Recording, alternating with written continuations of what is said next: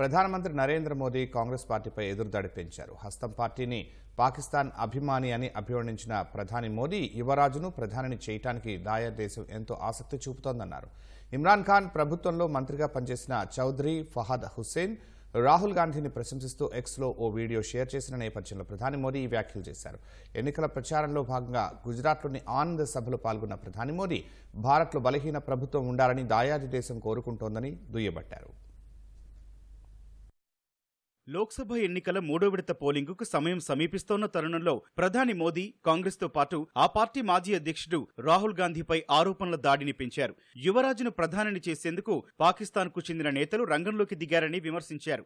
ఆయన కోసం ప్రార్థనలు చేస్తున్నారని ఆరోపించారు. పాకిస్తాన్ మాజీ ప్రధాని ఇమ్రాన్ ఖాన్ ప్రభుత్వంలో మంత్రిగా పనిచేసిన ఫహద్ హుస్సేన్ రాహుల్ గాంధీని ప్రశంసిస్తూ సామాజిక మాధ్యమం ఎక్స్ లో ఓ వీడియో షేర్ చేసిన నేపథ్యంలో ప్రధాని మోదీ ఈ వ్యాఖ్యలు చేశారు. గుజరాత్లోని ఆనంద్లో జరిగిన భారీ ర్యాలీలో పాల్గొన్న ప్రధాని భారత్లో బలహీన ప్రభుత్వం ఉండాలని పాకిస్తాన్ కోరుకుంటున్నట్లు ఆరోపించారు.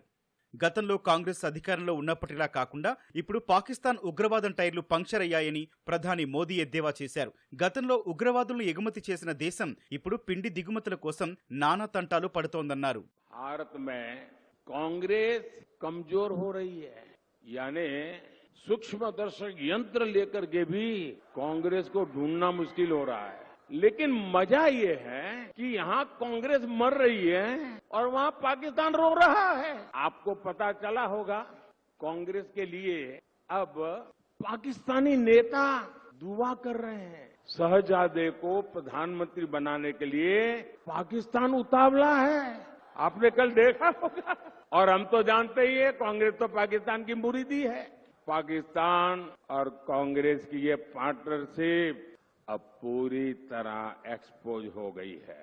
देश के दुश्मनों को आज भारत में मजबूत सरकार नहीं चाहिए, उनको कमजोर सरकार चाहिए.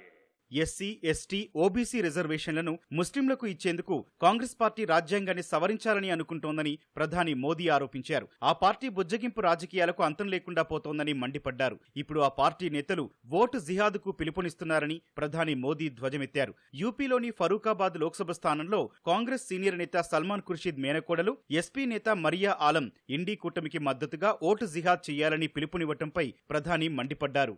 इंडी गठबंधन की एक और रणनीति उसके ही नेता ने देश के सामने खोल दी है. अब इंडी गठबंधन ने मुसलमानों से वोट जिहाद करने को कहा है.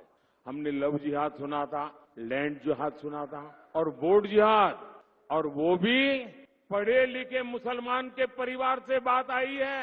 सामान्य मदरसा से निकले हुए किसी बच्चे ने नहीं कहा है.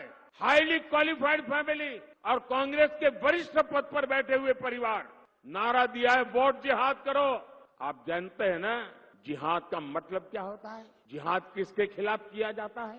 इंडी गठबंधन का साफ कहना है कि सारे मुसलमानों को एकजुट होकर वोट देना चाहिए. इंडी गठबंधन ने लोकतंत्र के उत्सव में वोट जिहाद की बात करके लोकतंत्र का भी अपमान किया है, संविधान का भी अपमान किया है. और कांग्रेस के एक ने भी नेता ने अभी तक इसका विरोध नहीं, मौक सम्मति दे दी है.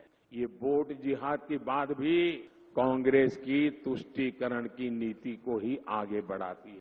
एक तरफ इंडी गठबंधन एसटी, एससी, ओबीसी सब सामान्य वर्ग को बांटने में जुटा है और दूसरी तरफ वोट जिहाद का नारा लगा रहा है.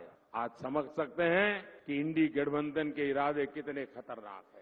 బుజ్జగింపు రాజకీయాలు చాలదన్నట్లు హిందువుల మధ్య విభజన తెచ్చేందుకు కాంగ్రెస్ ప్రయత్నిస్తోందని ప్రధాని మోదీ ధ్వజమెత్తారు. ఆ పార్టీ అధ్యక్షుడు మల్లికార్జున ఖర్గే రామ, శివభక్తుల మధ్య విభేదాలు సృష్టించేలా మాట్లాడారని ఆరోపించారు. వేల ఏళ్ల నాటి సంస్కృతిని మొఘలులు కూడా దెబ్బతీయలేకపోయారని, కానీ ఇప్పుడు హస్తం పార్టీ అలాంటి ప్రయత్నం చేస్తోందన్నారు. ముస్లింలకు ప్రభుత్వ టెండర్లలో కూడా కోటా ఇచ్చేందుకు కాంగ్రెస్ పార్టీ ఎన్నికల మేనిఫెస్టోలో ప్రతిపాదించినట్లు ప్రధాని మోదీ చెప్పారు.